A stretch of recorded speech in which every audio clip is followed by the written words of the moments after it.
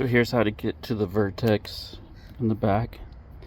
You pull your tail light off with just those two screws, slides right out, and these are your regular standard backup light, brake lights, turn signals, so on. Here's where the Vertex flashing light is, and so you take off two, let's see what it is, 7mm bolts there, and then there's a tiny torque screw, and I didn't take it off, and then I broke it. So you can see if I get the light right.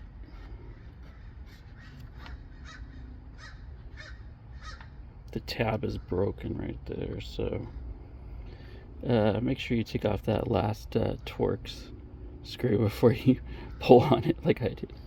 So once you've got that removed, then you can pull out your Whelen Vertex, if that's what you have in there. Sometimes they put other lights in instead from other makers, but just two screws out of here, and then now it's all disconnected for me, and I'm going to put in a new amber one to replace it.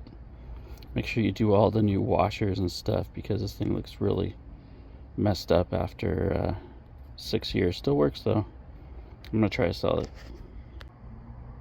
So here's my replacement amber Whelen Vertex, and you can see it's a lot better condition. So I'll use the new mounting stuff that came with the bulb. It was $50 for me. Normally they're about $78 a piece, but you can jam these all over your vehicle if you want, into headlights and driving lights and so on. So here's your install kit with your washer and the plate that goes over the top, and some 3M if you plan to stick it somewhere, and then tiny little screws and washers. So there's what it looks like together. You do first the foam washer, then the light, and then this metal disc over it, and then a tiny little washer, and then the screw. And you kind of have to tighten them evenly so that you can turn it and get both of the screws through all of those items until it's connecting. I'm not quite sure how tight you should tighten them, but I have it pretty tight. Probably you don't want to over tighten. So once you get past with all that, what you're going to want to do is run the cable through here where the other one ran through. So here's where the wires now fed in all the way through there, and it gets really nasty in there, so you might want to clean that up while you're there. I cleaned it up just a little. It's pretty gross. So now you're ready to put your taillight back in, and then on the other side you'll route the wires wherever they happen to go. For me, it goes all the way up to the tailgate where all my wires are coming together. Is how I inherited it. I had to find these up here. So you also want to put this other piece back on, and if you notice, there's a nice little spot to route the wire after it's back on.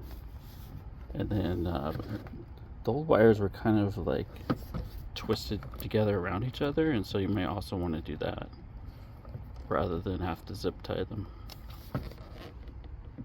And there's that tiny little torque screw there that to put back on as well. I decided to also wrap up the controller there for the Vertex with some